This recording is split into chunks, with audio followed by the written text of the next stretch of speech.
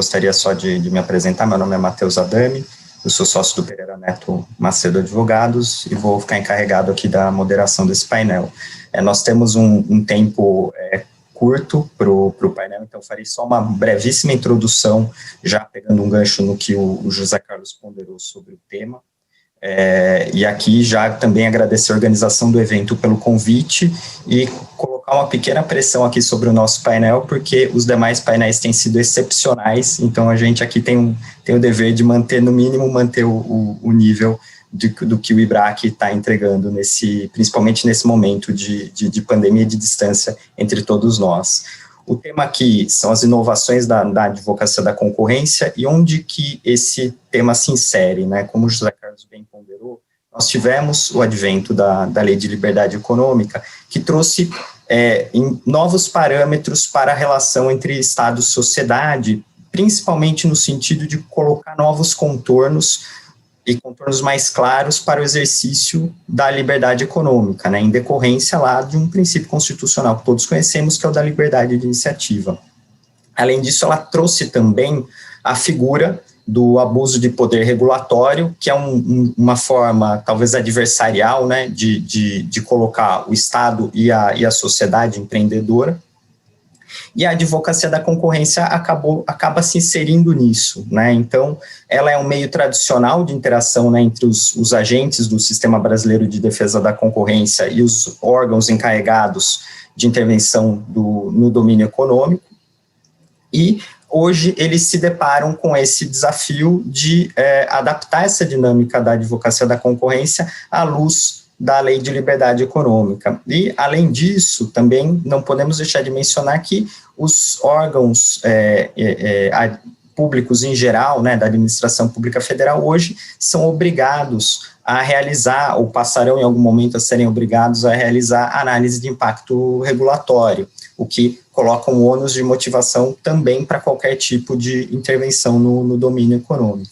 Esse desafio de adaptação, ele vem sendo enfrentado tanto pela CEAI quanto pelo DE. A CEAI tem feito um esforço de digitalização, né, da atividade de advocacia da concorrência, né, seja pela frente intensiva de avaliação regulatória e concorrencial, né, instrução normativa número 97, ou a instrução normativa número 111, que tenho certeza que o doutor Adriano vai tratar delas, bem como os demais esforços mais gerais de desoneração regulatória, né. Então, nesse momento, né, como que será essa nova relação entre o SBDC, os órgãos reguladores, e como que isso vai acabar moldando essa nova relação entre o Estado e os administrados em relação à regulação de atividades sujeitas à livre iniciativa. E, para tanto, né, o painel foi formado por pessoas que estão imersas nesse tema e não só conhecem com profundidade dele, como estão atuando intensamente para a formatação dessa nova relação.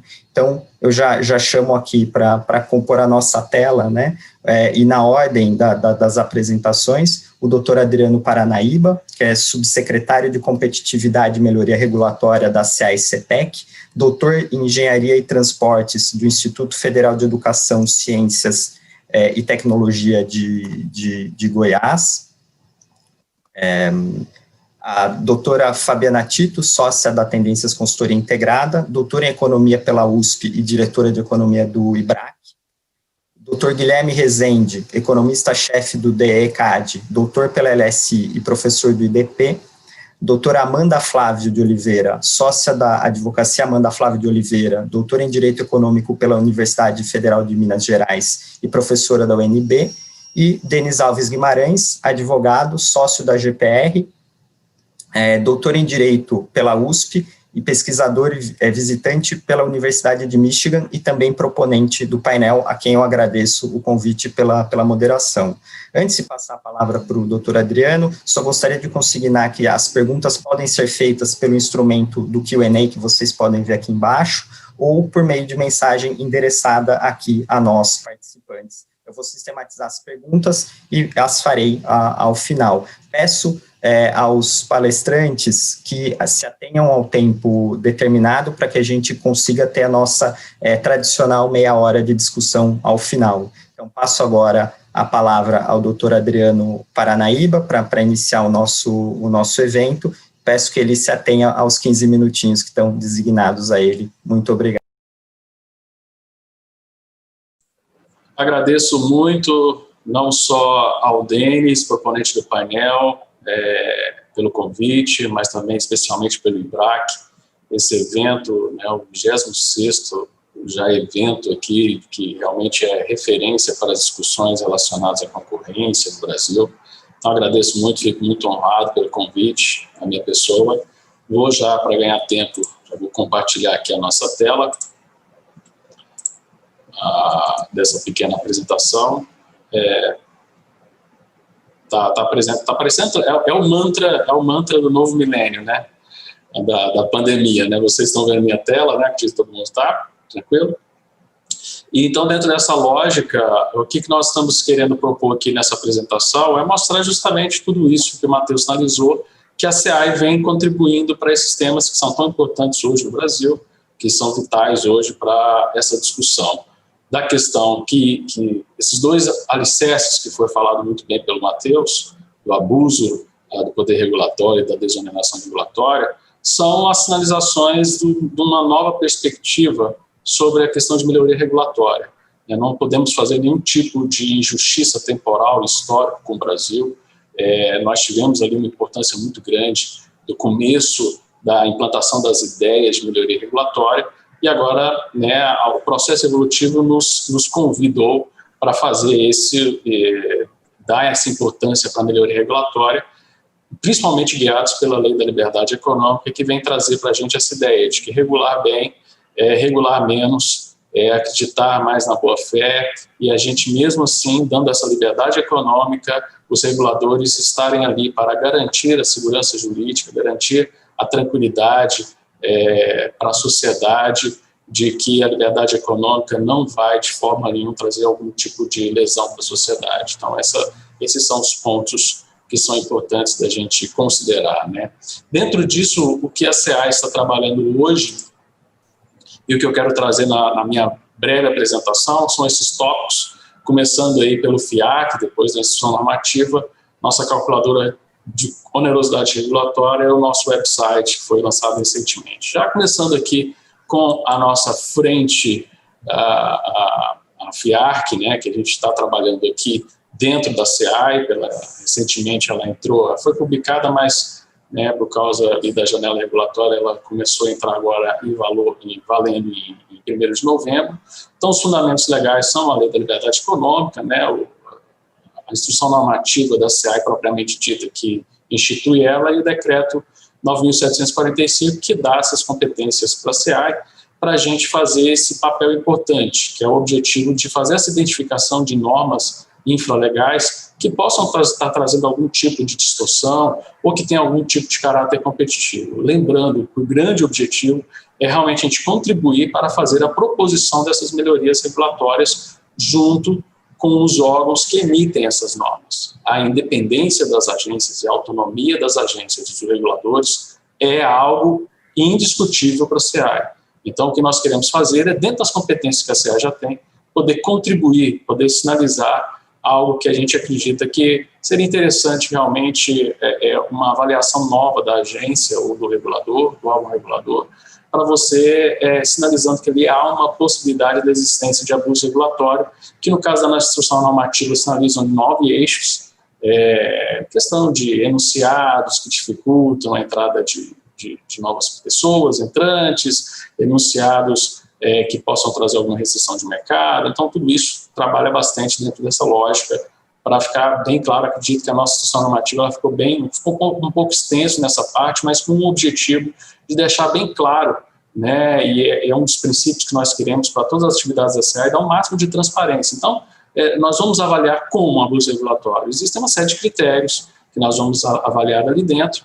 É um processo que compete 120 dias de avaliação. Então, à medida que você tem a reunião colegiada do FIAC, que sinaliza, né, nessa fase piloto, nesses primeiros 12 meses, vai selecionar 3 normativos que foram protocolados ali de interesse da sociedade para a gente poder fazer a avaliação, vamos selecionar 3, e aí dentro desse processo são 120 dias, onde dentro desses 120 dias, todos os participantes daquela norma são convidados, vão fazer workshops, mesas de discussão, grupos de trabalho, para dar o máximo de transparência, né? E aí dentro desse processo transparente, a gente sinalizar ali, se a gente vê que realmente há uma sinalização de indicações de possível abuso regulatório, se existe, né, alguma coisa que precisa ser melhorada para realmente trazer essas melhorias regulatórias que tanto esperamos, e também as bandeiras verdes que sinalizam ali, não percebemos nenhuma sinalização, não existe nenhuma evidência para que a gente possa enquadrar isso daí como abuso regulatório. Agora, eu acho que o que é mais importante é dizer o que o FIAC é, mas também o mais importante, o que ele não é, né? Vou começar com o que não é, né? Por mais que o slide está ao contrário à ordem, mas eu acho que o que não é o mais importante, né? Que a gente não é um tribunal, né, de julgamento das agências, mesmo porque nós não temos essa competência, nós somos um órgão não vinculante, a gente vai simplesmente trazer uma publicação de algo que a CEAI já faz de uma certa forma, né? Nós podemos dizer bem assim que a CEAI já tem esse fluxo das pessoas procurarem a CEAI, pedirem ali os nossos, invocar a CEAI para fazer emissão de parecer, de notas técnicas sobre determinados assuntos. E o que a gente está fazendo? Na verdade, estamos sistematizando esse processo, sistematizando e dando publicidade dele, que é o que realmente ela é, uma maneira transparente, objetiva ali, previsível, da gente deixar claro para o mercado, não só para os agentes reguladores, né, não só as agências e os reguladores em si, mas também o mercado ter essa tranquilidade, ter essa previsibilidade, é algo que o ministro Paulo Guedes fala muito, essa palavra, realmente somos liberais, precisamos fazer mudanças, mas essas mudanças têm que ser previsíveis,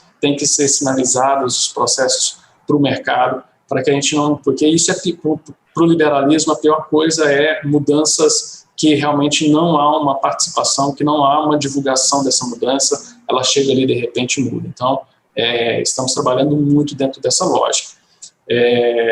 Nós teremos aí a primeira reunião do FIAC, vai acontecer agora na segunda quinzena do mês de novembro, e aí, como há uma publicidade ampla, ficará bem tranquilo de todos saberem como é que foram ali a seleção dos itens, das primeiras normas que nós iremos avaliar nesses próximos 120 dias, que seriam os primeiros 120 dias de existência do FIACS. É um momento piloto, onde a gente pode, com certeza, fazer alguns ajustes, que a gente só vai identificá-los a partir do que a gente realmente vê que precisa mudar, precisa ajustar, e queremos muita contribuição e a colaboração de todo mundo aqui.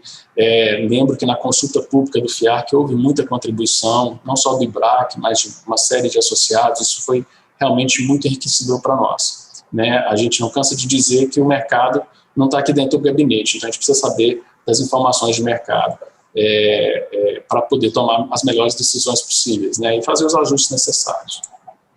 O segundo ponto, que é a questão mais recente, foi publicada sexta-feira agora, começa a valer em 1º de dezembro, é a nossa instrução normativa número 111, também ela foi alvo de consulta pública, tivemos uma participação muito grande.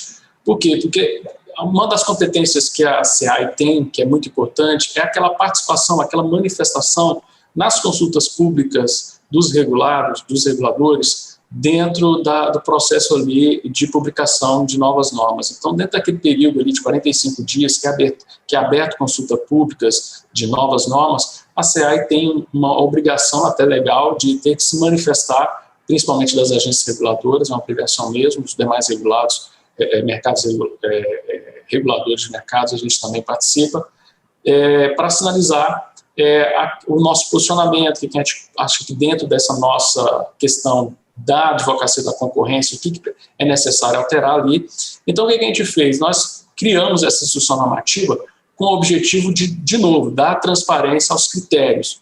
Lembrando que esses critérios preocupados com abuso regulatório, com a questão de onerosidade, não de abuso regulatório, né, mas o risco de ter um aumento de onerosidade regulatória, foram criados, mas sem abandonar os critérios que a CEAI já utiliza. Aqueles critérios OCDE que a CEAI já usa e divulga amplamente, até no começo do ano publicou ali um manual, um guia ali falando sobre esses critérios. Eles não serão abandonados, mas serão anexados aos critérios que nós já avaliamos, esses critérios para buscar entender essa questão se está ocorrendo ou não uma desoneração regulatória ou não dentro daquele, então, ou seja, está acontecendo aí um incremento de custos regulatórios.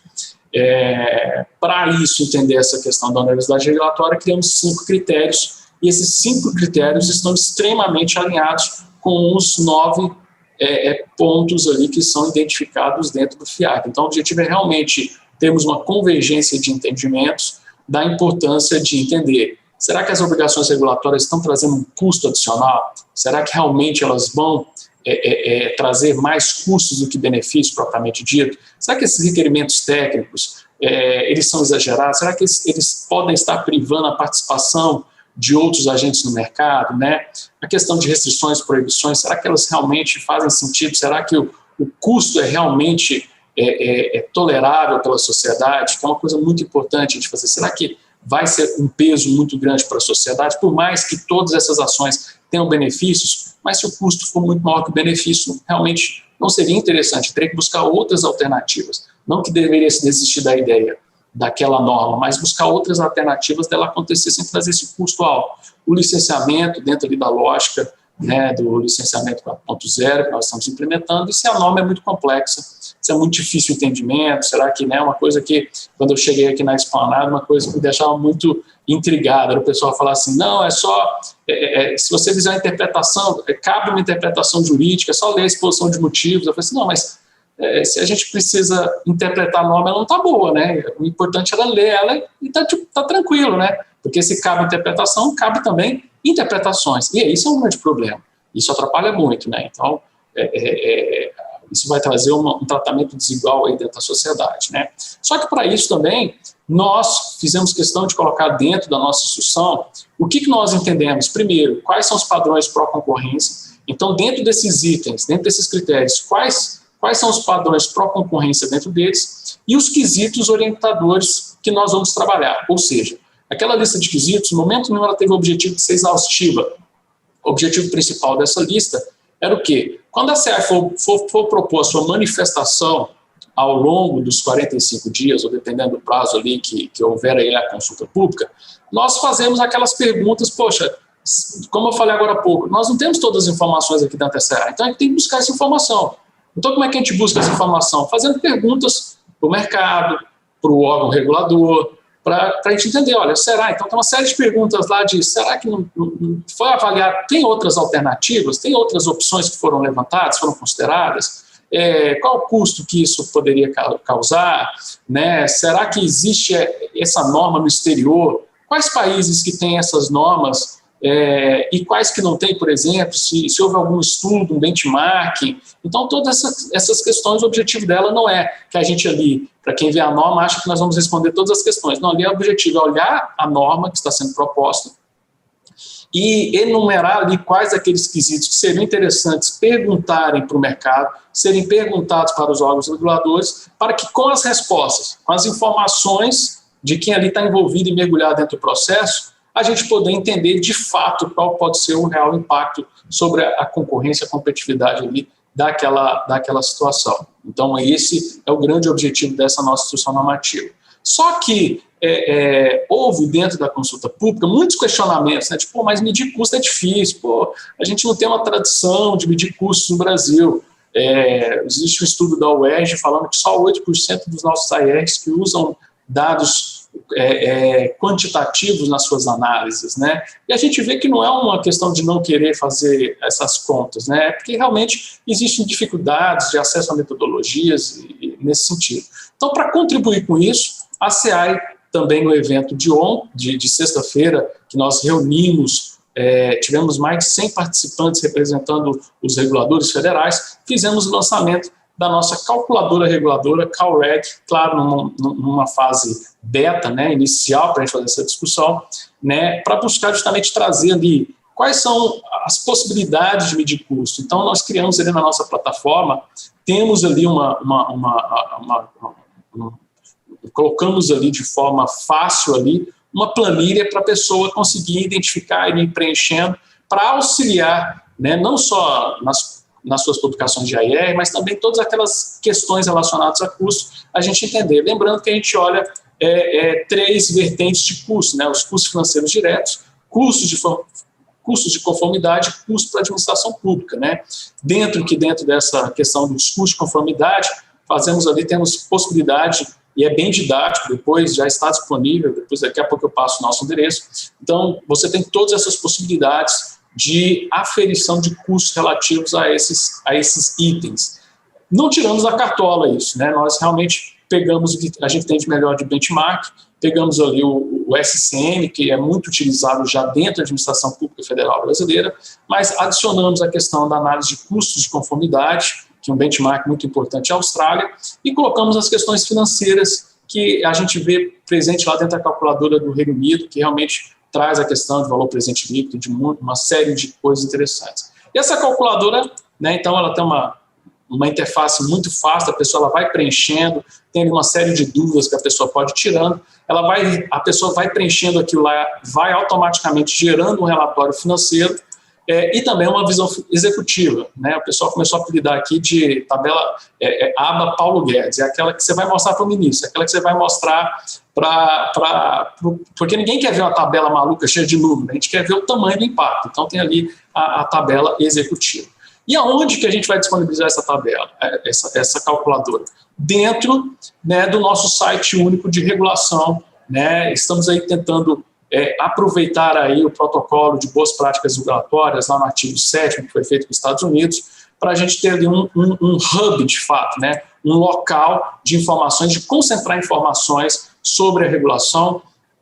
Lembrando que o objetivo não é que as agências reguladoras reguladas abram mão dos seus sites de informação, não. A ideia é ser um repositório, um local. Isso é muito comum na academia, com a questão de artigos acadêmicos, você criar repositórios. Então, um repositório fácil. Para quem quer conhecer a regulação no Brasil, tem ali um site que você tem todos os acessos e ele já está online, uma versão beta, claro, inicial.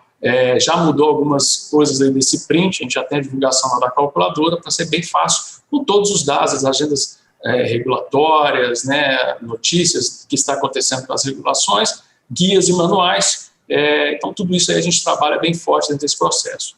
Os próximos passos da SEAI é dar continuidade aos nossos encontros de reguladores federais, para que realmente a ideia seja a disseminação de uma cultura de melhoria regulatória dentro de boas práticas, ou seja, nada de enforcement, realmente a gente quer promover essa mudança de forma cultural. Estamos construindo aí para o ano que vem, a ideia é termos aí consolidado um observatório de desregulamentação, onde a gente vai fazer estudos, análises, baseado muito dos resultados que a gente vai tendo das análises de impacto regulatórios provenientes do decreto 10.411, e sempre mantendo a prática de divulgar novos guias, novos cursos de melhoria regulatória. Esse é o grande objetivo da SEAI, para se comprometer dentro desse processo de inovação da advocacia da concorrência. Estourei aí 1 minuto e meio meu tempo, mas agradeço muito a paciência de todos. Obrigado. Muito obrigado, Adriano, pela excelente exposição. Assim, fiquei muito satisfeito com as novidades. O site de repositório regulatório é extremamente bem-vindo, bem como a calculadora. E muito obrigado também por se ater ao tempo. Passo agora a palavra para a Fabiana, para ela entrar aqui nos comentários. Perfeito, obrigada, Matheus. Agradecer o convite pelo IBRAC, Matheus, Denis também aí pela proposta ótima aí da discussão nesse painel. Acho que é um tema muito importante nesse momento que a gente está passando aí, a tentativa de retomada na economia, né? A gente sabe que a questão relacionada a entraves regulatórios, eles têm fortes impactos aí em relação a essa produtividade econômica, crescimento econômico. Eu vou compartilhar a minha tela, uma apresentação que eu tenho aqui para guiar também a nossa conversa. Basicamente, o que eu queria iniciar, até assim na linha do que o doutor Adriano já fez o comentário, né, nas ótimas iniciativas da SEAI em relação ao abuso de poder regulatório e desoneração, eu queria iniciar um pouco, até trazer um pouco de contexto com relação à competitividade do ambiente de negócios brasileiros, né, até acho que é importante ter essa contextualização, com relação de por que tem essa motivação da gente se preocupar com o custo regulatório, de que forma ele está impactando a própria evolução econômica em relação à eficiência, produtividade, crescimento.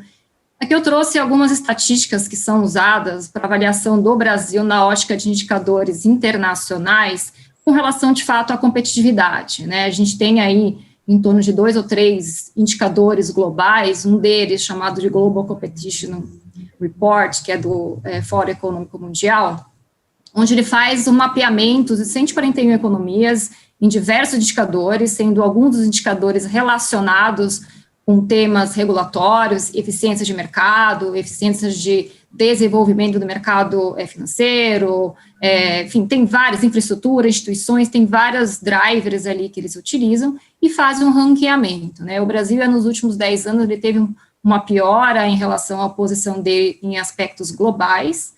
Ele tem uma escala que vai de 0 a 100, o Brasil está numa posição 61 nessa escala, e isso denota, né, eles trazem até um reforço de que isso denota uma certa piora do ambiente competitivo nacional. E eles ressaltam, até em alguns momentos do report que eles trazem, com relação ao excesso de regulamentação, a falta de transparência, de confiabilidade, de forma que isso impõe custos econômicos, né, significativos para a empresa, que pode retardar aí o crescimento.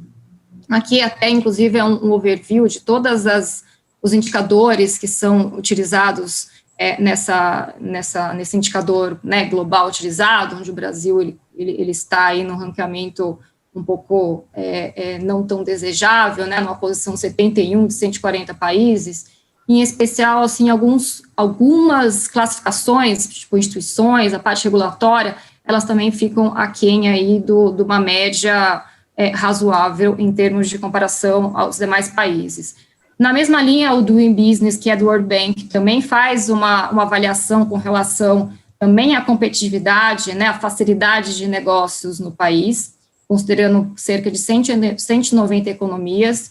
O Brasil também teve uma piora aí em relação aos últimos anos, né, passando de um ranqueamento da posição 109 para 124 de 2018 para 2019.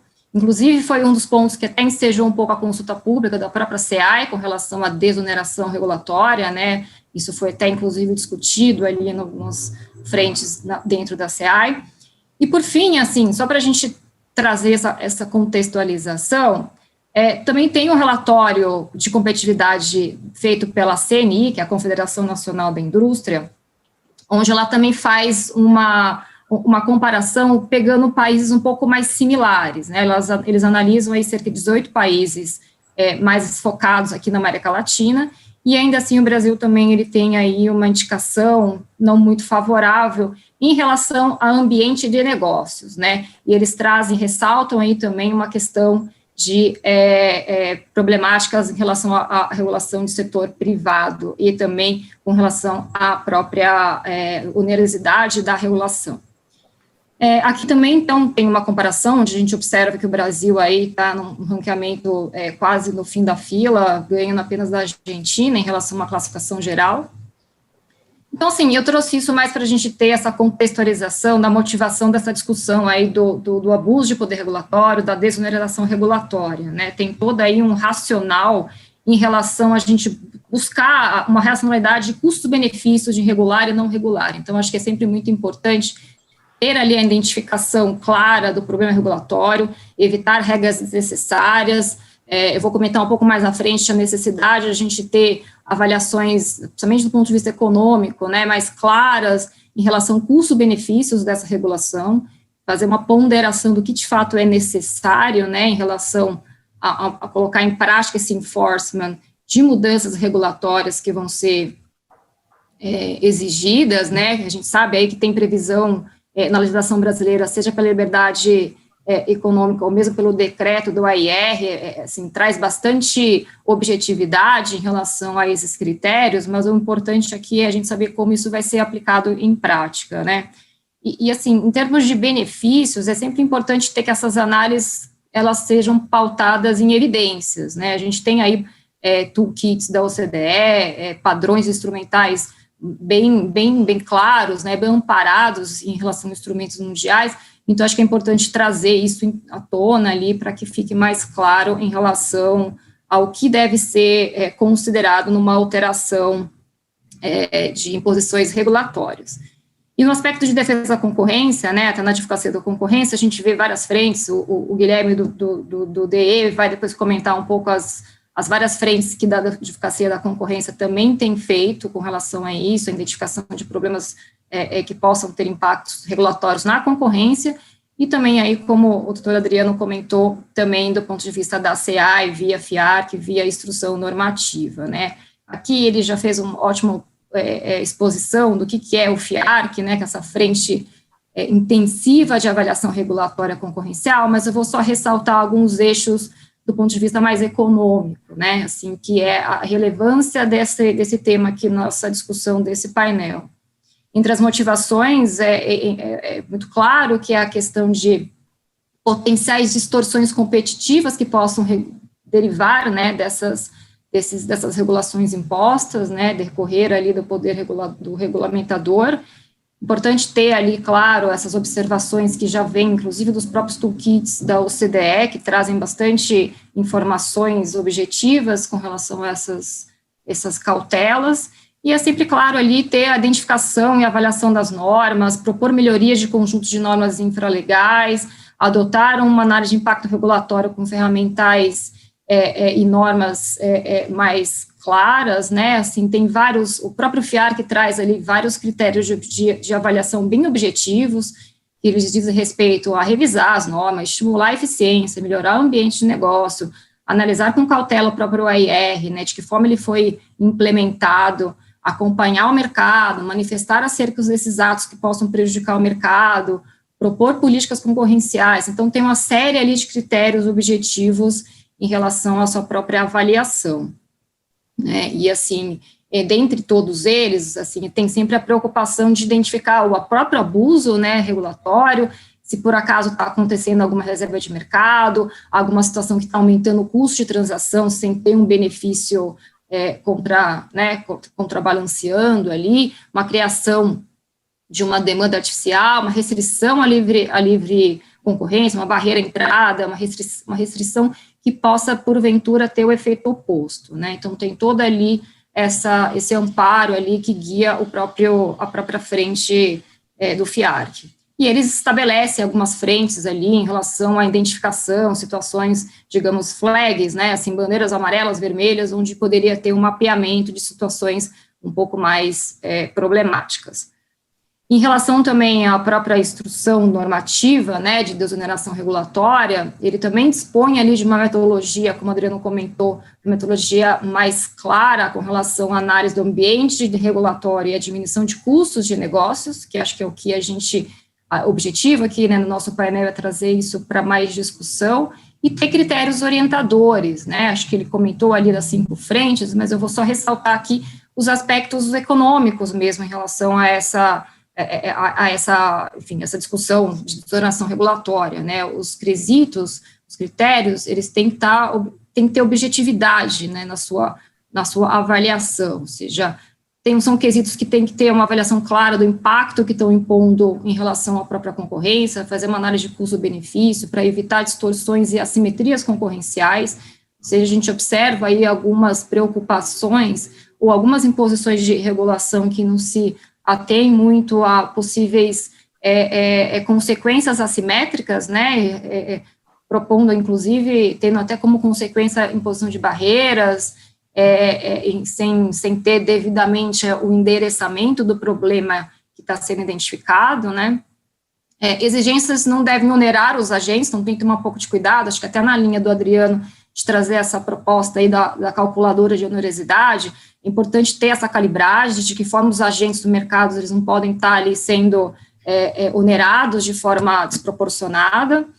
E tem também uma questão de análise do risco, né, do impacto anticompetitivo derivado nestes mercados. É importante, novamente, a gente trazer evidências empíricas de que forma essa regulação vai solucionar o problema identificado. Trazer também essa discussão do custo antes do regulador, né, para não ter onerado, a gente tem aquelas discussões de contrafactuais, né, o antes e depois, o que efetivamente ele vai trazer em relação ao benefício dessa regulação, para que não onere e não cause ali o efeito contrário. E acho que, por fim, ali, uma regulação deve ser, né, a busca dessa instrução normativa também é trazer mais clareza, objetividade, previsibilidade, que a gente observa, inclusive, ali nos critérios dos indicadores de competitividade entre os países, a previsibilidade, né, essa segurança jurídica, acho que isso tudo também está em linha ali de um pouco da dificuldade do país estar não tão bem ranqueado em relação a essa colocação. E aqui, só para finalizar, acho que depois a gente pode discutir mais no momento de debate, o que eu gostaria de ressaltar é a importância aí mesmo de análise de custo-benefícios, né? A gente ter ali a identificação clara do problema, do objetivo da regulação, para que tenha um correto delineamento da necessidade da regulação e de como regular, né? Ampliação da transparência quanto aos custos regulatórios para os cidadãos e para os órgãos governamentais, para as empresas também, reduzir esse fardo regulatório, disseminar o próprio uso de métodos quantitativos, né, para esse cálculo desse impacto regulatório, que acho que é importante ter ali mais claro os impactos, seja custo-benefício, mas deixar isso mais claro em relação às decisões tomadas, tornar mais concreto o impacto de regulação, né. A decisão ela tem que ser baseada na necessidade ou não de uma determinada regulação, ponderar, novamente aqui, eu ressalto muito a questão de custo-benefício, trazer a avaliação de contrafactuais, que isso é algo que já tem sido feito em outras esferas, né, na adequacia da concorrência em especial, e a gente tem bastante benchmarks que podem ser usados aí para que isso torne a discussão de propostas alternativas menos onerosas em relação às propostas, né. Acho que são essas minhas considerações iniciais, Matheus. Acho que a gente espera aí para discutir mais ao longo do nosso painel. Obrigada. Muito obrigado, Fabiana, pelas suas colocações e pela contextualização aí da situação em que nós nos encontramos. Acho que esse é um dado muito importante, até para a gente entender por que a gente está olhando para esses instrumentos aí, como o FIARC e os demais instrumentos de melhoria regulatória. Passo a palavra agora ao doutor Guilherme Rezende, para que ele entre aqui na discussão. Bom dia a todos, bom dia, Matheus. Bom dia a todos aqui do painel que estão nos assistindo. É um prazer imenso, mais uma vez, poder retornar aqui ao EBRAC e, dessa vez, ter a honra de ter o nome do Departamento de Estudos Econômicos como título da mesa.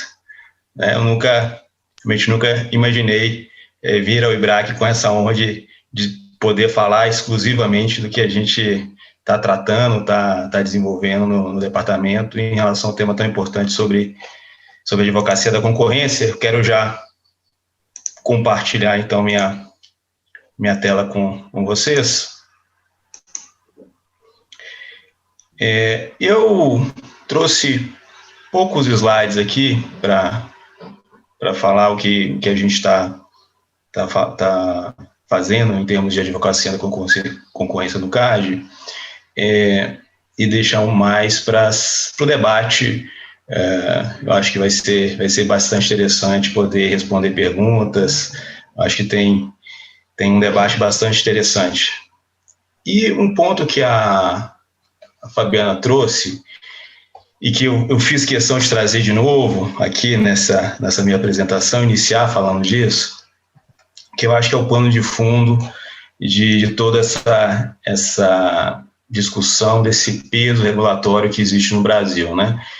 E aí, olhando os vários indicadores, vários índices aí que a Fabiana trouxe, eu gosto desse porque ele traz realmente para o público em geral uma mais realidade, né? É facilidade para começar o negócio, né? Muitas vezes a gente fala em competitividade, concorrência, isso se perde, né? A gente não consegue ver, enxergar o que é isso, mas é basicamente isso, é a facilidade que o país tem de desenvolver seu negócio, né? De crescer, né? De dar riqueza, produzir riqueza.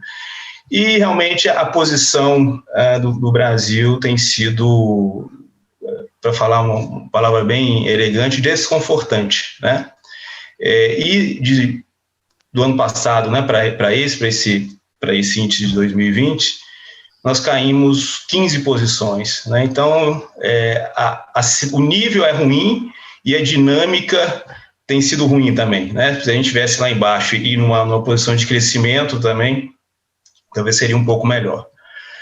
Mas não é isso que acontece, então acho que todas as iniciativas de melhoria do ambiente de negócio no Brasil são válidas.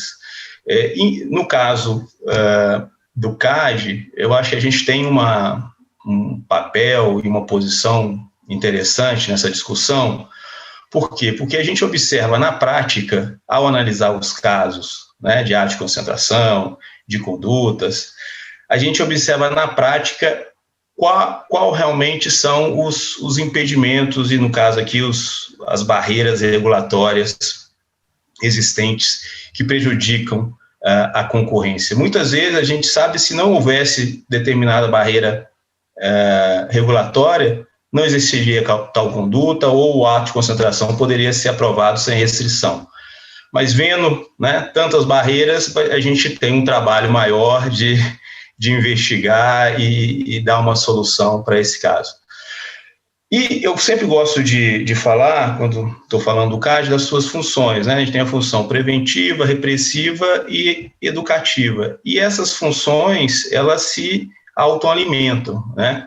Então, por isso que eu falo que o CAD tem uma posição interessante, porque essa função repressiva e preventiva alimenta a sua função educativa, né, que é onde a advocacia da concorrência se encontra. Né, e, como eu disse, né, esse papel da advocacia é fundamental aí para nos levar ao que a gente quer, né, é essa melhoria do ambiente de negócio. Dito isso, eu passo para um ponto importante também dessa, assim, análise que o CAD tem feito em termos de advocacia, foi o peer review, a revisão por pares, né, que foi feita pela OCDE sobre a política de defesa da concorrência no Brasil. Essa análise ela foi muito interessante porque ela consultou, pesquisou vários atores, agências, o próprio IBRAC, especialistas, para ver como é a advocacia da concorrência no Brasil, como ela é feita, e pontos a serem melhorados. E aí chegou, né, essa evidência, né, que o CAD tem aumentado essa sua posição em falar mais sobre a advocacia da concorrência, junto com a CEAI, que sempre teve esse papel, e ele apontou, eu acho interessante, ele apontou prós e contras desse, assim, compartilhamento de competências em advocacia da concorrência. E aí eu gosto de citar dois, né, que são bem evidentes, dois pontos positivos desse compartilhamento, é o aumento do número de servidores responsáveis nessa tarefa, né. Hoje, dentro do CAD, dentro do Departamento de Estudos Econômicos, a gente conseguiu construir um pequeno grupo de servidores que desenvolve exclusivamente essa tarefa, né? Logicamente, eu gosto sempre de ressaltar isso, né? Nunca deixando de lado os atos de concentração e as análises das condutas, e sabendo que isso também, a análise dos casos, a coleta de informações, análises qualitativas, quantitativas, nos ajuda a entregar uma análise e uma advocacia da concorrência também de qualidade. Então, o segundo ponto são isso, né? O PRO seriam iniciativas conjuntas de advocacia da concorrência que podem acrescentar ênfase em questão de alta relevância à concorrência. No sentido que mais vozes falando, a CEAI e o CAD, tratando de temas problemáticos e que necessitam uma melhoria regulatória, por exemplo, é melhor talvez que um órgão apenas. Logicamente, eles trazem alguns pontos contrários, né, como, por exemplo, você ter vozes contraditórias, né, em relação a certos temas que podem causar algumas discussões e alguns riscos de ações não coordenadas, e isso, ao final, ser ruim para a advocacia como um todo, né? Mas isso pode ser mitigado, né, por meio da coordenação, da conversa e do maior aproximamento das instituições.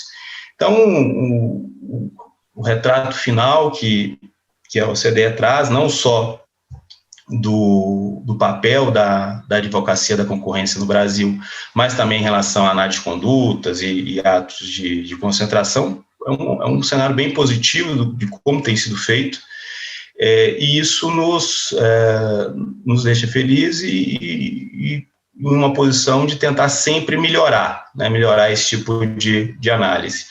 A entrada, só mais um fato aqui, a entrada do CAD como membro associado do Comitê de Concorrência demonstra também essa posição, assim, eu acho, de destaque que a gente vem tendo, e esse feedback, essa interação com a OCDE é muito importante para que nós cresçamos, né?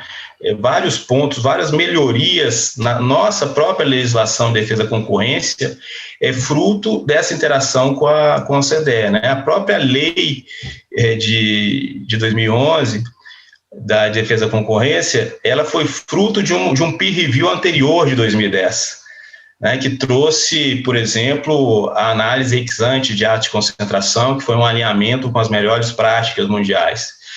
Então, eu trago isso porque é interessante nós mesmos, né, ao fazer, aí muitas vezes a gente fala da advocacia de outros setores, mas também a gente precisa melhorar, né, no nosso meio, na nossa maneira de aplicar e entregar a política pública de defesa da concorrência. Então, eu acho, do ponto de vista do CAD, do Sistema Brasileiro de Defesa da Concorrência, a gente tem também feito esse papel para olhar a nossa própria legislação e tentar entregar uma política que seja mais eficiente.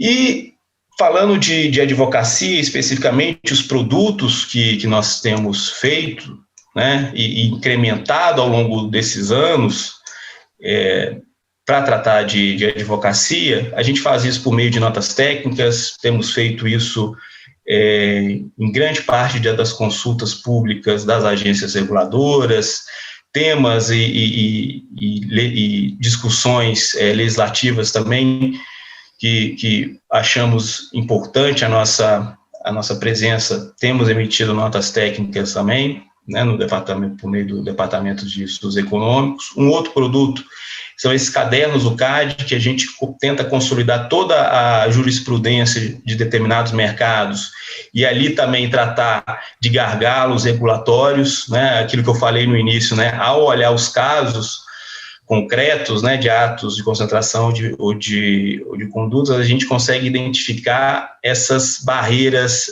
regulatórias que enfraquecem aí esse ambiente competitivo. Então, o caderno também é uma maneira de casar essas duas coisas, né, a análise concorrencial com algumas ponderações sobre questões regulatórias. Esse aqui é só um exemplo, né, que a gente lançou sobre o mercado de instrumentos de pagamento, tema tão discutido e fruto aí de melhorias regulatórias que vão surtir efeito aí a curto prazo. Eu acho que todos vão ver o que é realmente mudar uma regulação para melhor, abrir o mercado realmente. Documento de trabalho também é uma outra forma, aqui um formato mais aberto, que a gente pega algum tema e tenta responder determinada questão, né? No caso aqui, um dos documentos de trabalho que a gente teve muita discussão junto com o Congresso Nacional, com o setor envolvido, foi a questão da regulamentação do transporte individual de passageiros, né, a regulamentação, se fala do Uber, né. Então, a gente trouxe para esse debate, e aí talvez já até antecipando esse debate de AIR, né, a gente trouxe para esse debate evidência, né, a Fabiana também falou, né, de evidências, a importância das evidências. Então, como já existia a entrada da Uber, não era uma coisa que estava prevista, mas já estava acontecendo mesmo sem uma regulação, a gente trouxe para o debate e perguntou, olha, a entrada não está causando para os consumidores grandes problemas, né? Então, assim, por que essa tentativa de se regular demais o setor, né? E trazer evidências e ser confrontado com isso realmente trouxe uma dificuldade para se regular demais esse novo setor, né, que estava sendo rivalizando ali com o setor de incumbente ali de táxi. Enfim, e por fim, um outro produto que a gente faz, não tem uma periodicidade, mas a gente costuma fazer e tem dado prioridade, são essas contribuições do CAD. O último que foi feito foi uma contribuição repensando, a gente colocou repensando o setor de combustível. Então, foram várias sugestões de modificação de normas, seja elas tributárias ou regulatórias, para aumentar essa concorrência num setor tão concentrado, né, e com tantos casos aí problemáticos também de condutas, os atos de concentração, quando passam por lá também, sempre tem uma análise bem criteriosa. Então, a ideia dessas contribuições é ser mais propositivo em termos de sugestão de modificação de normas. E aí, só para dar um overview também para vocês sobre que temas a gente tem tratado, o que aparece primeiro aqui, combustíveis, depois transporte aéreo, medicamentos, transporte individual de passageiro, ou seja, saúde suplementar, telecom. Não poderia deixar, eu acho, de ser esses, né? Realmente são setores regulados e que merecem uma atenção maior em termos de contribuições da advocacia da concorrência.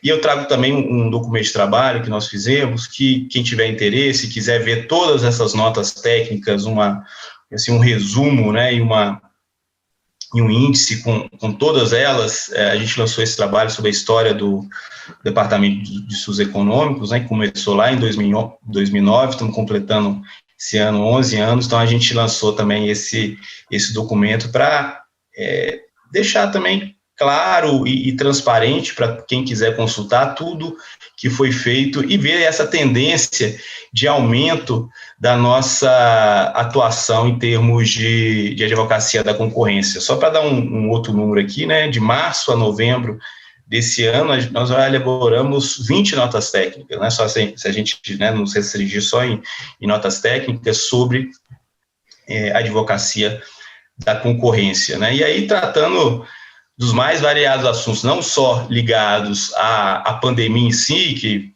aí, aqui eu não vou entrar nesse assunto novamente, né, mas propostas de congelamento de preços de medicamentos ou insumos de saúde, mesmo regulação de medicamentos no setor que já é regulado, né?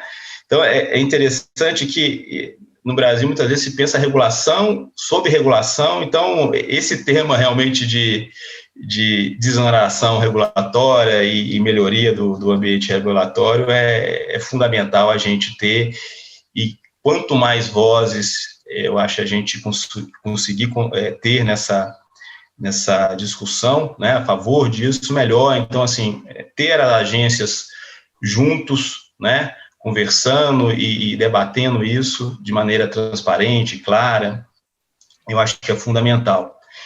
Combustíveis, a questão do GLP, educação, descontos lineares de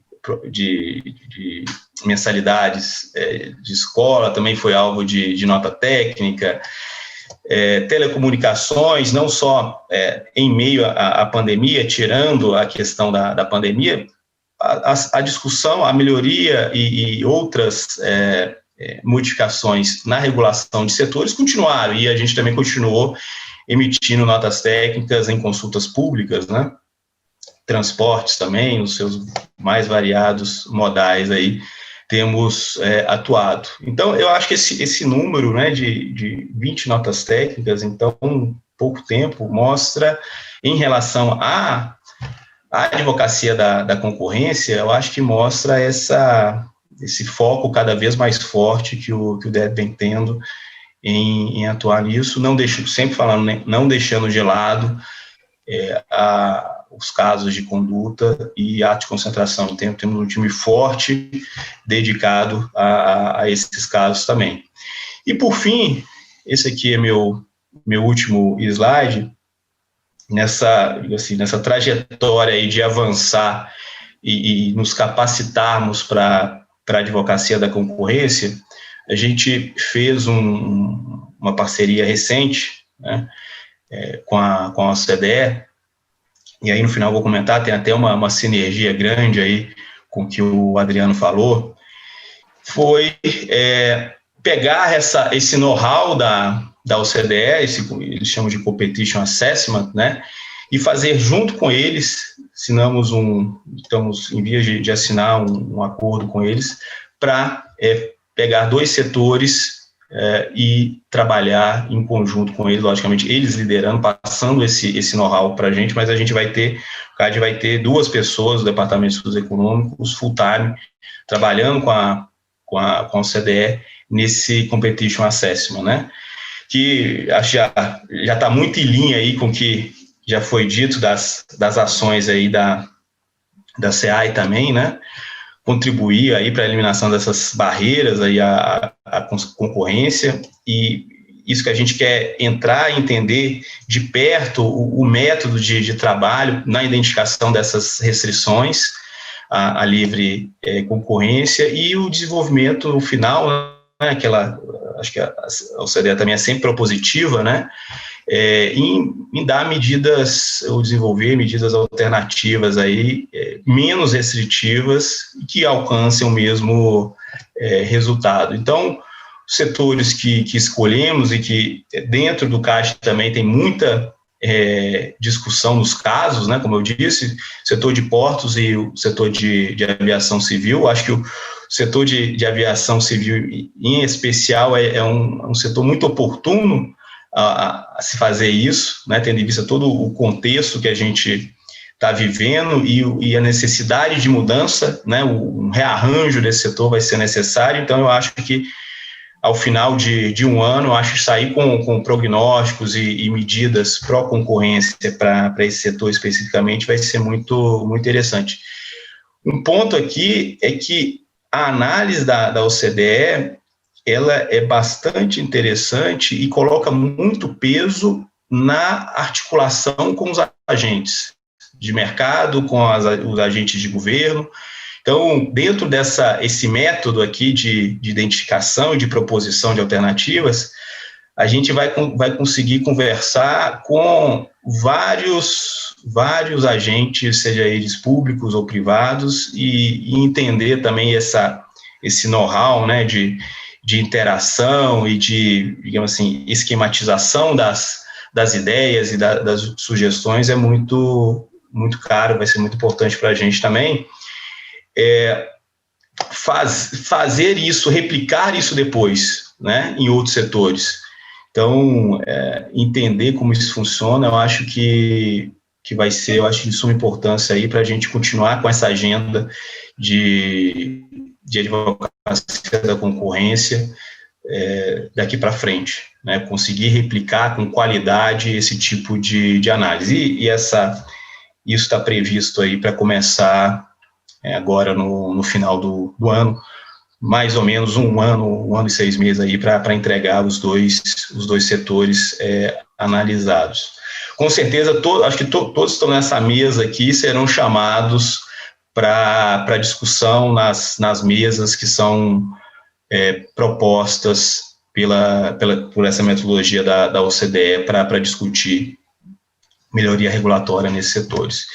E aí, a sinergia, né? A grande sinergia, eu acho que a gente tem a oportunidade de aumentar a nossa cooperação com a CEAI, tanto temos o FIARC como a desoneração regulatória. Nós também tivemos, na época da consulta pública, tivemos a oportunidade de dar nossas sugestões também, e também somos parceiros, seremos sempre parceiros nessa iniciativa.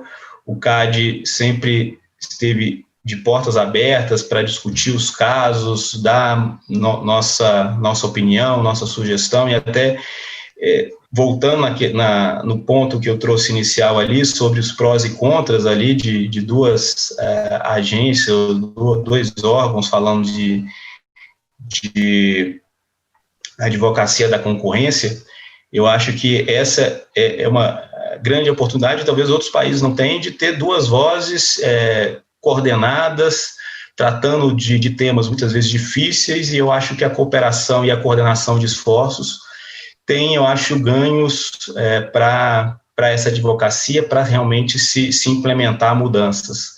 Logicamente, a gente tem sempre que atentar que tanto a SEAI como o CAD, ao fazer essas propostas, eles têm que estar em fala direta, em contato direto com aqueles que são alvo da sugestão, né? Então, por isso que eu tenho sempre o cuidado, e o CAD, né, eu acho que essa é outra virtude que nós temos, está sempre próximo das agências, discutindo casos, né, discutindo o mercado. A gente é uma agência generalista e específica em antitruste, mas em termos dos setores a gente precisa desse contato quase diário com as diversas agências reguladoras para tratar de temas. E com o que não é regulado também, com o mercado, seja lá o que for, com associações, sindicatos, para tentar entender o mercado. Então, eu acho que a minha mensagem final aqui seria de tentarmos criar essas pontes, fortalecer essas pontes com as agências, porque eu acho que é assim que vai ser possível construir um ambiente de melhoria regulatória, sabendo ouvir e para poder também ser escutado. Eu acho que era isso, e eu fico à disposição aí depois para esse debate. Obrigado. Obrigado, doutor Guilherme, foi muito interessante sua apresentação, colocou realmente, destacou a importância que o DR tem para a advocacia da concorrência, e também essa pauta que está sendo construída e que é muito promissora. Passo agora a palavra à doutora Amanda Flávio, as considerações dela. Obrigado. Bom, boa tarde a todos, uma alegria estar aqui, eu agradeço o convite que me foi formulado, cumprimento todos que estão nos assistindo, parabenizo a diretoria do IBRAC, a presidência do IBRAC, pela excelência do evento. O IBRAC mudou o meio, mas manteve a excelência, e isso é sensacional, vocês estão de parabéns. É difícil manter esse padrão que vocês mantêm, isso é sensacional. Agradecer em especial ao Denis pelo convite, uma honra, Denis, cumprimentar meus colegas de painel. Eu não trouxe slides, não vou apresentar slides, a minha intenção aqui hoje, a gente está com o tempo também já bem corrido e hora de almoço, então eu quero ser bem direta, e fazer uma análise bastante crítica, pelo meu olhar, sobretudo de acadêmica, sobre o que está acontecendo na advocacia da concorrência no Brasil nos últimos anos, e que vem fruto de um estudo meu já de bastante tempo, e de algumas convicções que eu fui formando a respeito dessa temática. Então, eu pretendo ser rápida, Matheus, mas bastante direta, e eu começaria dizendo, eu vou dividir minha fala em 5 tópicos, né, e eu gostaria de dizer inicialmente que para mim está muito claro o evidente recrudescimento da advocacia da concorrência no Brasil nos últimos tempos, está bastante evidente isso. Nós, no Sistema Brasileiro de Defesa da Concorrência, vimos já bastantes esforços sendo direcionados para o controle de atos de concentração. A gente viu, pós-nova lei, uma mudança e uma possibilidade de reforçar esforços no campo repressivo, mas a advocacia da concorrência, ela conheceu nos últimos anos um avanço de agenda bastante significativo, e que eu particularmente aplaudo sensivelmente, porque eu tenho para mim muito claro que muito da nossa falta de competitividade, e vejam que coisa paradoxal, a gente tem um excelente direito da concorrência, direito antitruste praticado no Brasil, né, tanto pela qualidade dos órgãos, que é certificada internacionalmente sempre, né, quanto pela qualidade dos profissionais que estão atuando nesse mercado, e o IBRAC é um celeiro dessa excelência. né? Mas nós não temos um nível de competitividade desejada, como foi demonstrado aqui, muito claramente, com fundamentos. E esse descompasso me parece muito claro, então, que decorre muito mais desse excesso regulatório que há no Brasil, eu vou usar uma expressão que eu tenho dito sempre, que tem a ver com o que o Guilherme acabou de dizer, assim, aqui no Brasil é assim, a gente percebe que uma regulação não tem produzido uma eficiência ou uma eficácia desejada, a gente produz nova regulação para consertar a regulação, gerando o que eu tenho chamado de espiral regulatória nefasta. Tá? Então, nesse cenário de espiral regulatória nefasta, a gente está produzindo esse cenário que a gente tem aí. Tá?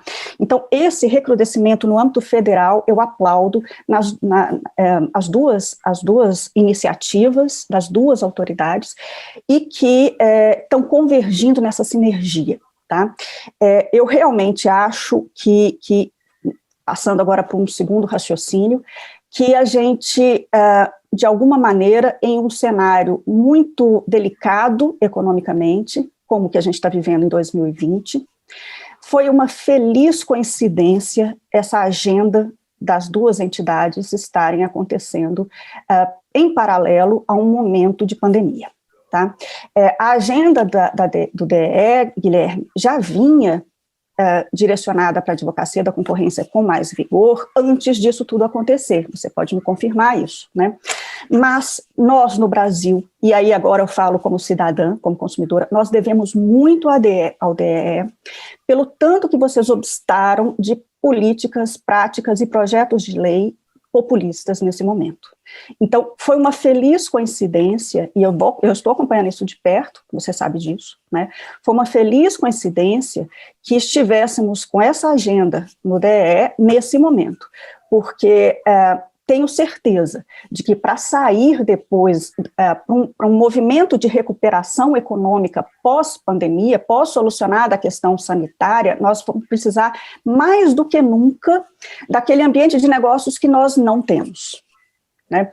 E com certeza, políticas populistas nesse momento, políticas apressadas nesse momento, apenas pioraria o cenário que já é ruim e nos afastaria ainda por um longo período de tempo de um mercado competitivo, realmente competitivo. Então, houve uma feliz coincidência aí na atuação do DE.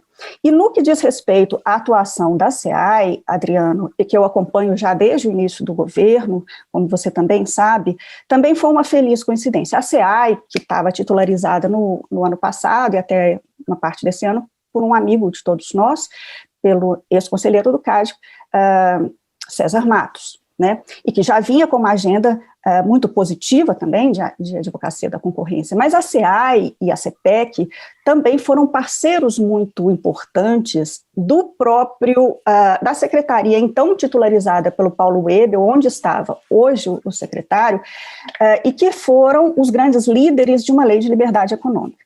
Adriano, é um milagre que nós tenhamos conseguido publicar no Brasil uma lei de liberdade econômica em tão pouco tempo. É um milagre que um governo, em 3 meses, tenha conseguido mandar uma medida provisória com aquele teor e convertê-lo numa lei de liberdade econômica.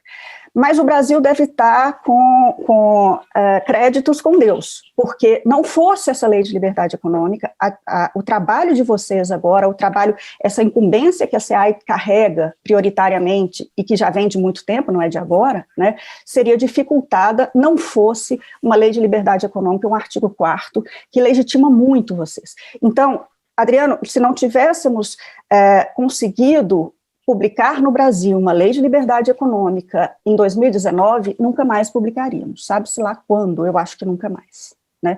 Então, o Brasil deve estar com crédito com Deus, porque ele permitiu que nós, em um curto espaço de tempo, tivéssemos uma lei que, no seu artigo 4º, pudesse dar todas as forças que vocês precisam para uma atuação que, no caso da SEAI, é prioritária, né? Porque no caso do CAD há 3 formas de atuação.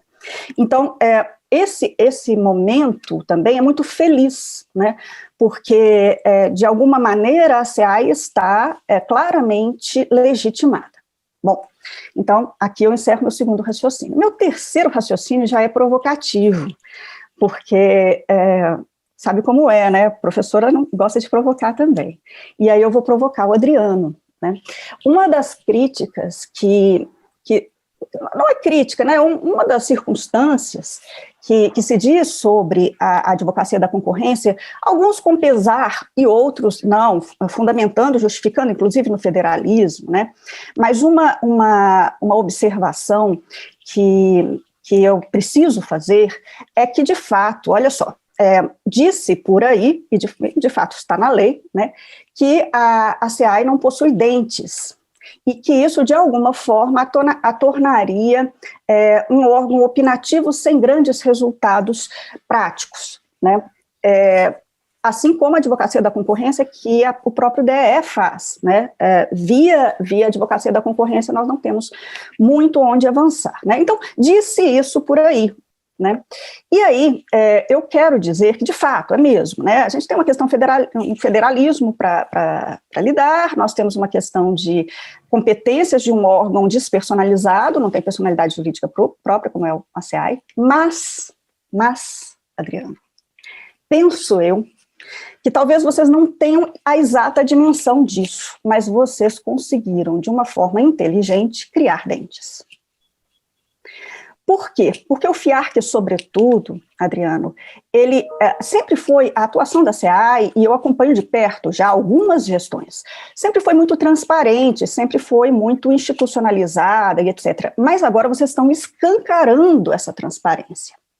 Na hora que você escancara essa transparência a esse nível que vocês estão escancarando, vocês estão um nível de publicidade que autoriza não a SEAI ter dentes, mas autoriza que determinados órgãos de controle passem a ter conhecimento e acompanhar de perto o próprio Ministério Público, né, passem a ter, o trabalho que a SEAI faz passa a ter um nível de visibilidade que faz com que chame a atenção de órgãos que, esses sim, têm dentes.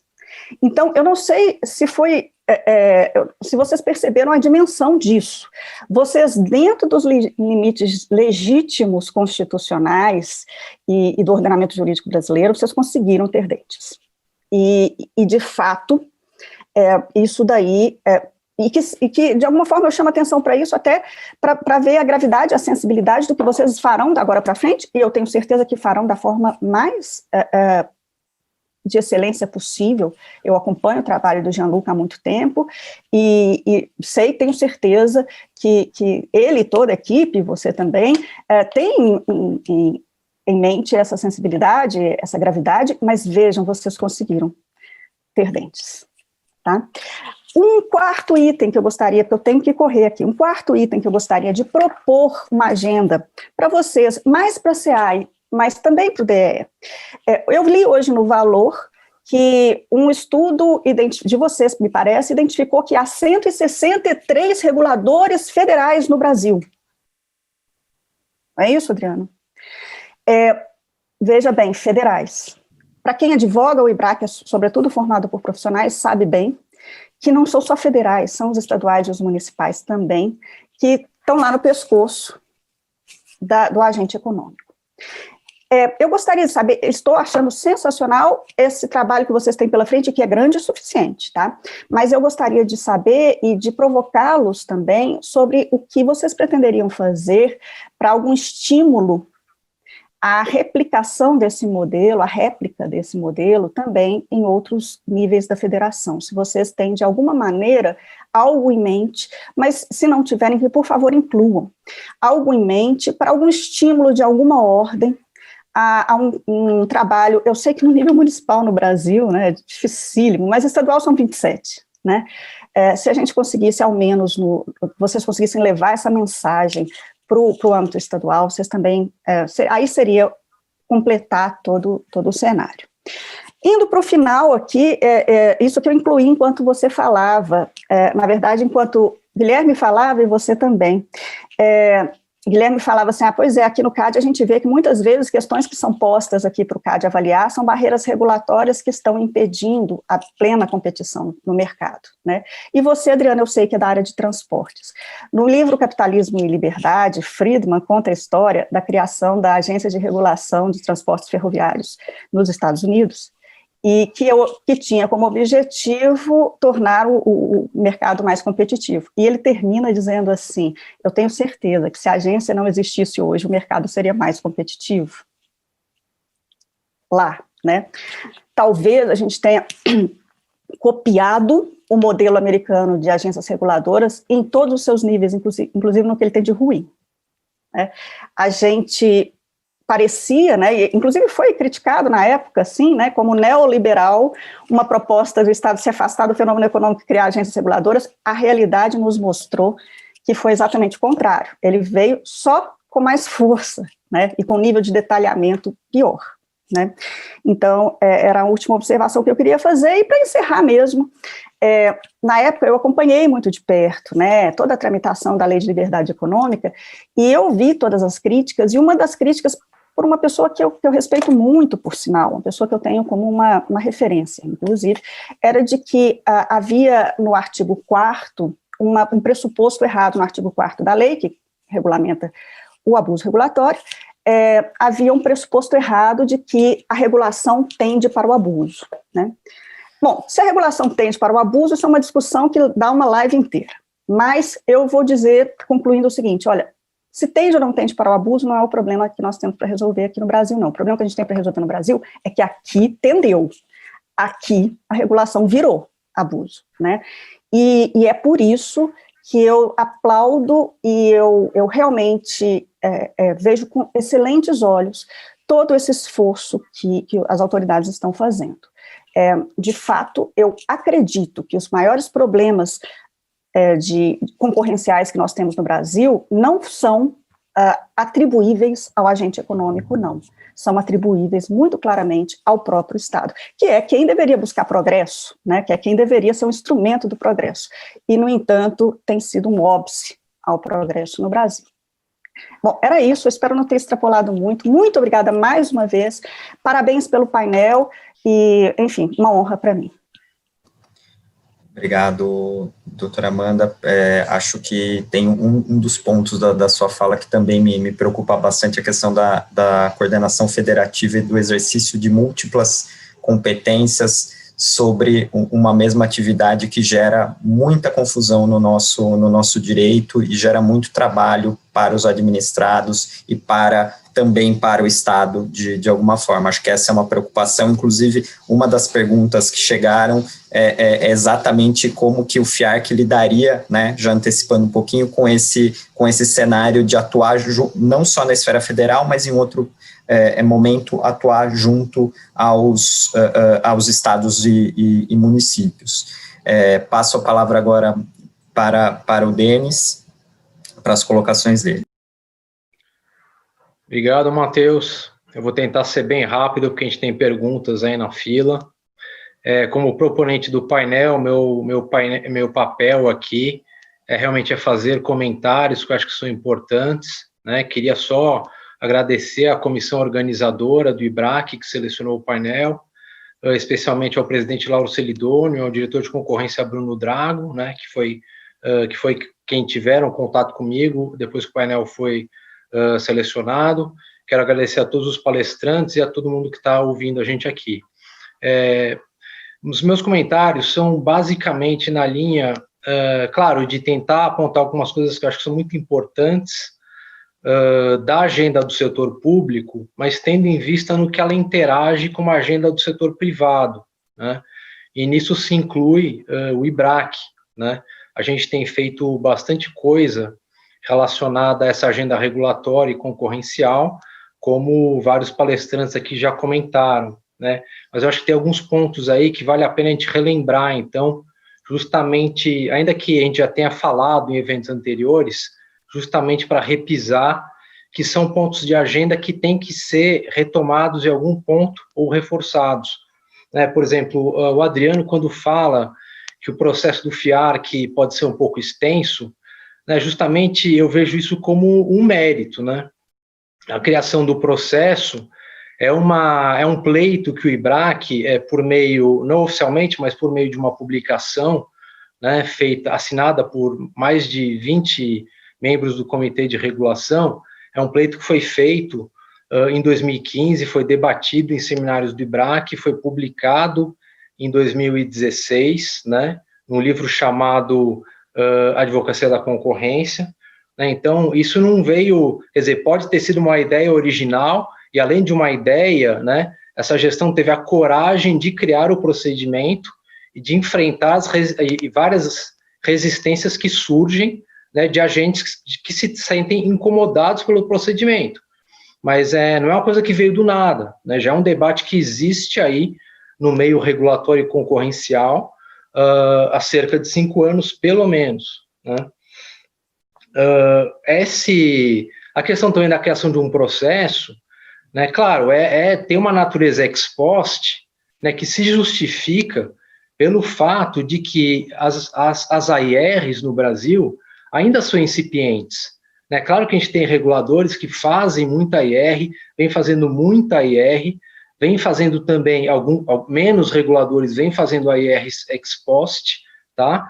Mas é muito heterogêneo, né, o nível das AIRs nos reguladores brasileiros, e isso cria a necessidade de uma revisão ex post, que é justamente o que a CEA está se propondo a fazer nesse momento, né? Então, acho que é bom a gente lembrar a importância disso. Passando para a parte ex ante, né, a desoneração regulatória, né, a criação de parâmetros para avaliar, para ajudar os reguladores a fazer a sua análise regulatória e concorrencial no âmbito de consultas públicas e tomadas de subsídios, né. Como o Adriano bem lembrou, a CEAI, ainda nesse ano, na gestão do César Matos, lançou um guia, né, de advocacia da concorrência, que era, em grande medida, baseado no toolkit da OCDE, né. Então, realmente, vem sendo criado um instrumental de padrão internacional, não com o intuito de copiar, é claro, mas no intuito de refletir o que ele pode ser aproveitado para a realidade brasileira. Isso é muito positivo, né. Essa questão que o Adriano mencionou, de que em consultas públicas foi reclamado de que no Brasil não existe não existe a tradição de medição de custos, né, essa sugestão certamente não veio do Comitê de Regulação do IBRAC, né. A nossa opinião é oposta, né. A gente publicou um livro no ano passado sobre a IR, analisando o trabalho de vários reguladores, todas as agências, né, exceto a de mineração, cuja criação era mais recente, e justamente o que a gente falou era que faltava ainda um desenvolvimento de métodos quantitativos.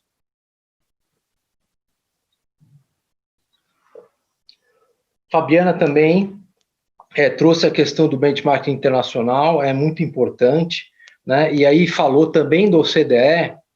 O que me preocupa, e eu vou falar isso para o Guilherme, mas para o Adriano, talvez especialmente, é que quando a gente fala de OCDE, a gente pensa muito no Ministério da Economia, mas a gente também tem que pensar um pouco na Casa Civil, né, nos diálogos, né. A gente chegou também no evento anterior, no qual o secretário Gianluca Lorenzo foi convidado, ele foi perguntado sobre o relacionamento com a Casa Civil, dado que a SEREX, né, a Secretaria Especial de Relacionamento Externo, é que está coordenando esse processo, né. Então, ela coordena o processo de acessão do Brasil, o pedido de acessão do Brasil ao OCDE, né, no qual ela coordena esse relacionamento Casa Civil e todos os órgãos setoriais, né. Então, acho que é importante aí a gente, no curto, médio prazo, ver como é que um órgão da expertise da CEAI está interagindo com a Casa Civil, que eu pessoalmente não conheço tanto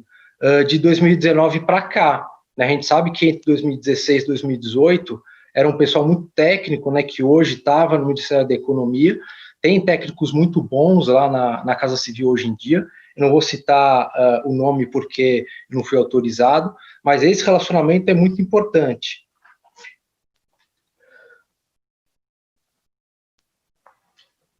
O Guilherme, né? O Guilherme traz uma questão muito importante, que é a de interação do trabalho de CA e CAD. Isso também já foi objeto de propostas do IBRAC, né? O Guilherme começou mencionando Claro, o DE faz esse trabalho, né, de levantamento de planos concorrenciais, que, na nossa opinião, na opinião do setor privado, deve alimentar a CEAI, né? É toda uma expertise criada ali pelo DE, que deve ser aproveitada pela CEAI, e vice-versa, né? Tudo que a CEAI está criando, né? Mas voltando um pouco atrás, o Guilherme menciona essas questões, essas barreiras regulatórias, né? Elas chegam a criar problema nos casos, né? Nos atos de concentração e nas condutas. Então, sempre que é identificado um problema regulatório em atos de concentração ou em condutas, isso deveria ser repassado à CEAI de alguma maneira. Isso também já foi proposto pelo IBRAC na obra publicada em 2016, como eu mencionei, tá? E vice-versa, se a alimentar o CAD.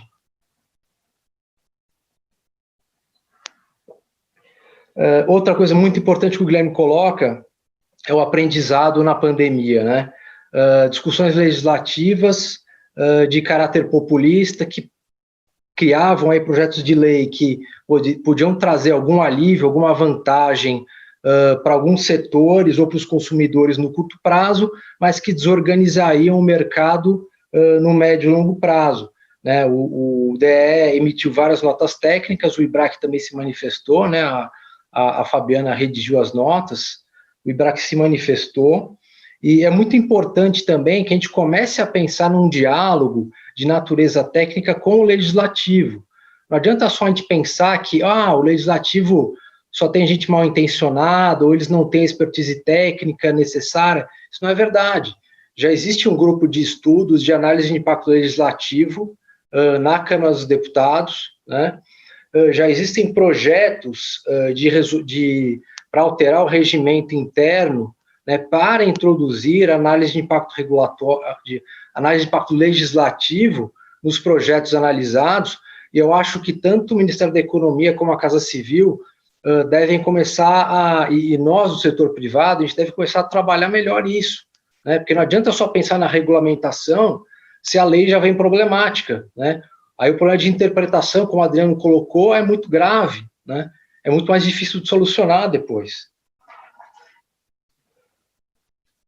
Ainda o Guilherme coloca, né? Finalmente aqui, eu acho, porque a Amanda também fez vários comentários e de uma profundidade que é muito peculiar e que eu não teria nem tempo para tentar abordar, porque a gente tem aqui que passar para as perguntas, mas eu fico muito feliz que o Guilherme tenha mencionado essa possibilidade de interação, né, nos projetos aí capitaneados pela OCDE, essa possibilidade de interação entre CAD, CEAI e do setor privado também, né? Eventualmente o IBRAC pode contribuir, né? Eu acho muito importante que esses agentes todos conversem, porque, de fato, o setor privado, ele pode ser muito mais útil do que participar pontualmente numa consulta pública, né?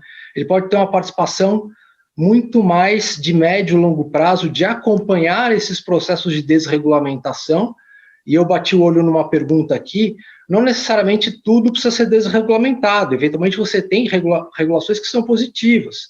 Então, esses agentes econômicos que têm um instrumental econômico que defende uma regulação, que tem um objetivo econômico legítimo, ele também pode trazer ao governo as justificativas.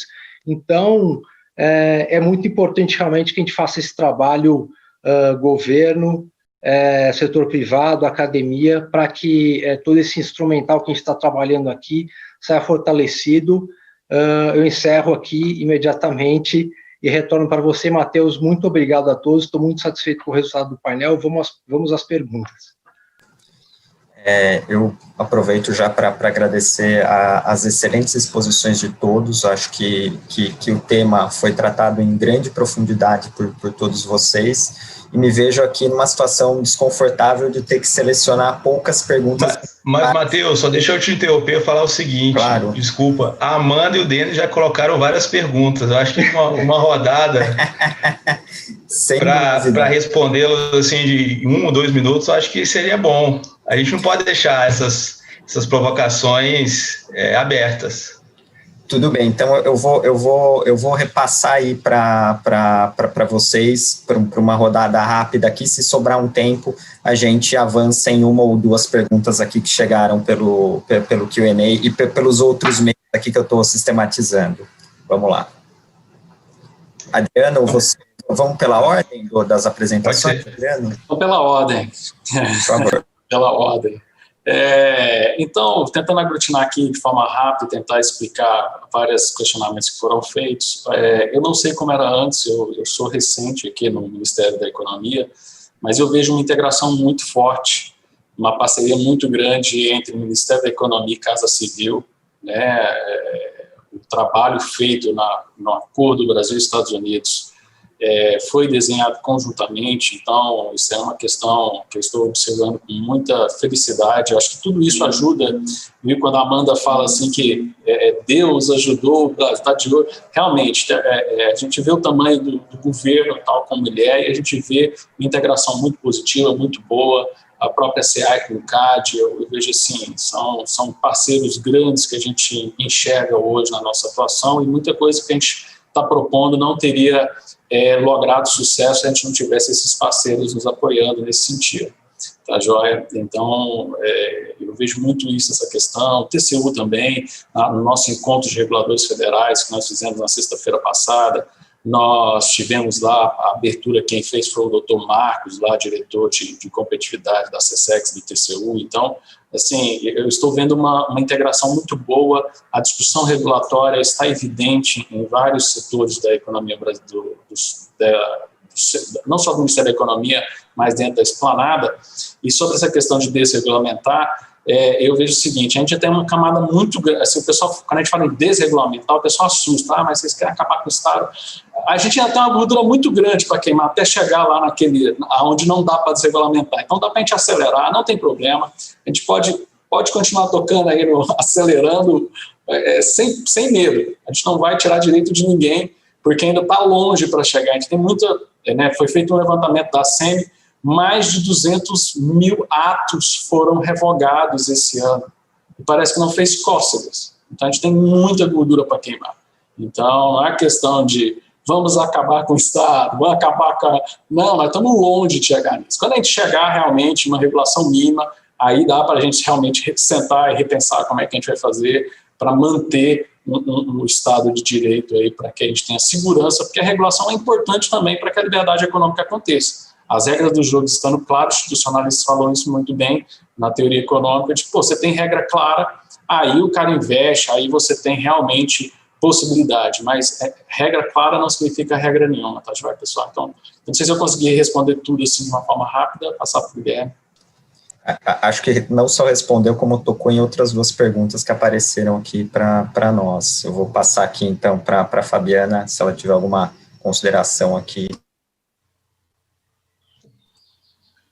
Não, eu acho que assim, as discussões que a gente teve aqui são muito importantes, né? Eu acho que o Adriano aí trouxe uma questão muito relevante com relação a essa calculadora de onerosidade, que eu tenho, inclusive, algumas dúvidas com relação à implementação dela. Acho que depois, se fosse possível, fazer um rápido comentário sobre de que forma a implementação vai ser feita e, mais do que isso, que tipo de resultado, de fato, essa calculadora de onerosidade traria para as nossas aferições desses custos regulatórios, que tipo de benchmark que a gente conseguiria ter para que auxilie aí nas discussões e ponderações de custos-benefícios.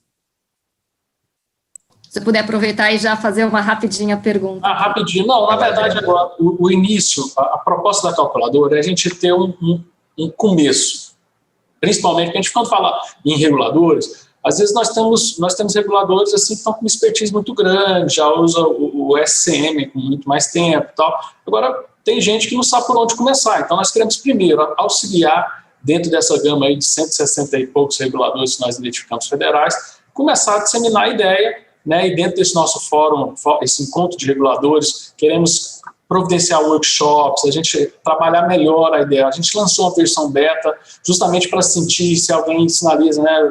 A CVM já entrou em contato com a gente, falou assim, olha, tem alguns pontos que a gente gostaria de aprofundar, dá para melhorar aqui. Não, vamos, nós temos que melhorar mesmo, ela tem que sempre que possível, ela ter lá uma versão nova de aprimoramento. Então, essa é a nossa principal ideia, né? Da gente realmente não criar uma obrigação, mas ser realmente uma ferramenta para quem está precisando. Muita gente estava buscando realmente algo, como que eu vou calcular, porque o grande problema é como é que eu vou usar uma metodologia e depois eu posso ser questionado pelo uso daquela metodologia. Então, se você tem a CA sinalizando uma boa metodologia para calcular isso e assim, já dá uma segurança jurídica até mesmo para o regulador fazer a sua aplicação metodológica na hora de fazer o cálculo do custo regulatório. Seria bem isso, né? Agora, pela ordem aqui, Guilherme, Rezende. Tá bom, vou ser bem rápido também. Pegando o gancho do que a Amanda falou em relação aos dentes, né? Quais seriam os dentes aí da advocacia da concorrência? Eu acho que até antes do FIARC, antes de tudo, o grande dente sempre foi e sempre será a evidência, né? Eu acho que a realidade, assim, confrontado com o que está sendo proposto, se a gente conseguir mostrar isso, eu acho que já é um grande, assim, um grande obstáculo que a gente coloca para que regulamentações ruins sejam colocadas e trazendo evidências do que existe e pode ser melhorado. Eu acho que a gente pode melhorar as regulamentações, mas eu acho que o grande foco, acho que tem que ser nas evidências. E assim, tem vários exemplos que eu tenho em mente, assim, quando nós trouxemos as evidências e os fatos, é difícil argumentar ao contrário, né? O caso mais simples, mais básico, é congelamento de preço. Precisa falar muito, só olhar para os nossos vizinhos, Venezuela, Argentina, e olhar para a nossa história mesmo. Quem vai sustentar ou continuar com essa ideia? Mas alguém tem que trazer os argumentos novamente, colocar e perguntar se realmente é essa alternativa. Eu acho que fazendo isso, você já traz o debate para outro nível, né? O caso de transporte individual de passageiros também foi isso, e foi interessante, né, que foi logo ali no começo, e a gente já tinha evidência para mostrar de como estava sendo a entrada, quem estava perdendo e quem estava ganhando.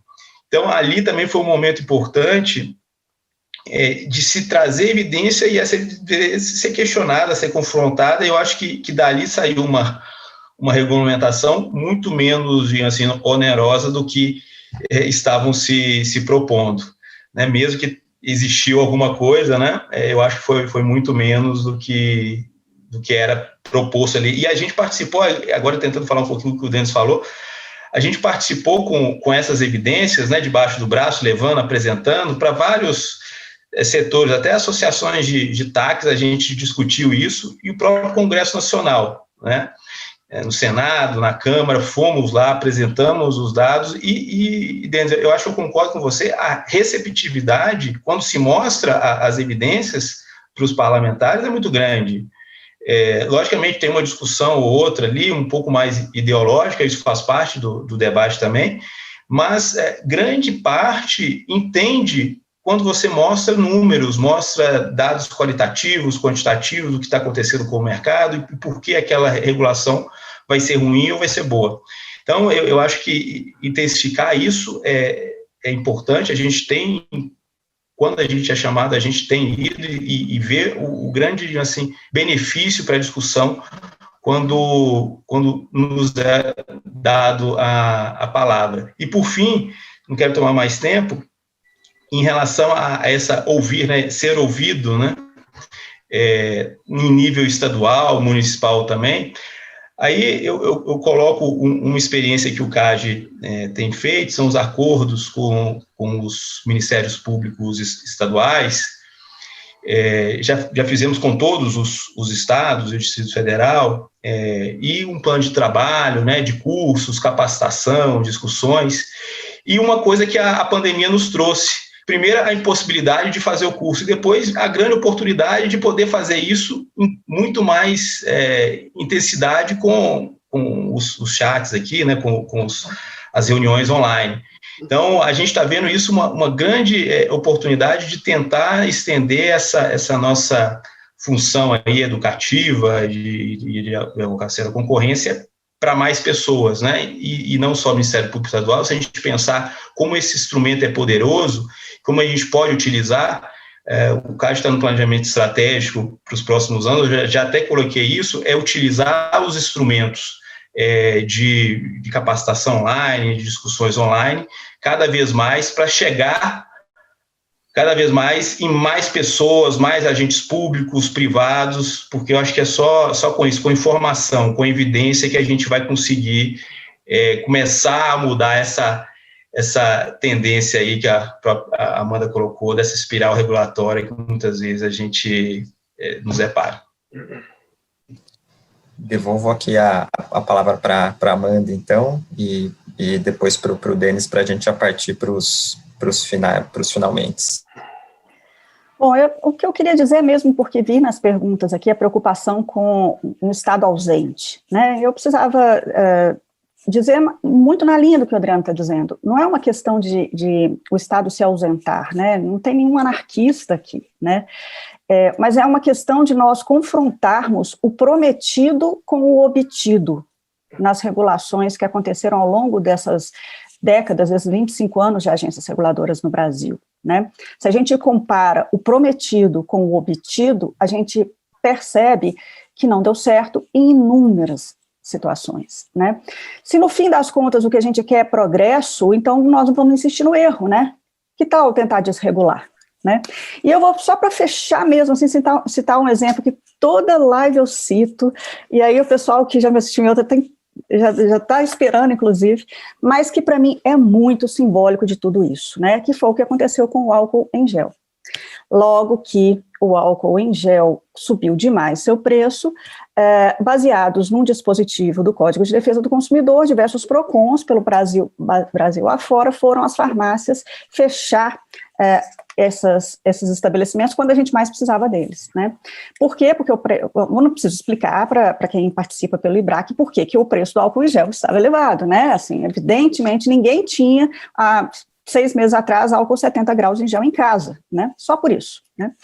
E, no entanto, o que fez com que a questão fosse solucionada foi uma ação do CAD, em que o presidente informou já publicamente ter comparecido junto à Anvisa pedindo uma revisão das barreiras regulatórias para ingresso no mercado, né? E hoje a gente tem isso tanto. Então, vejam, a questão está muito mais relacionada ao tanto que as nossas barreiras regulatórias estão impedindo leis de mercado inafastáveis atuarem plenamente do que excessos do Estado. Então, era só isso mesmo. Eu agradeço mais uma vez.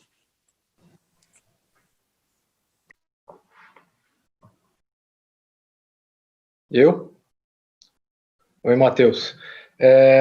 Não, só para concluir, eu também já procurei responder algumas perguntas na minha fala, né? Acho que ficou muito rápido, mas procurei abordar essa questão da ausência do Estado, né? Acho que tem um debate aí que vem desde da gestão anterior da SEAI, que é colocado o seguinte: olha, questão do AIR, por exemplo, né?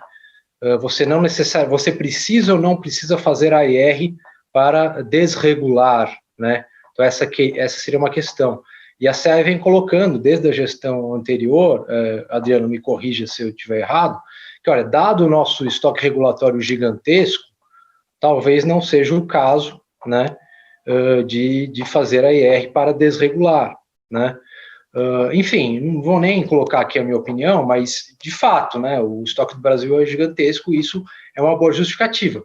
Mas, de fato, não é a retirada do Estado, né? Nós temos aí todo o instrumental técnico, né, que está sendo colocado, e as evidências pró-regulação podem ser colocadas, né?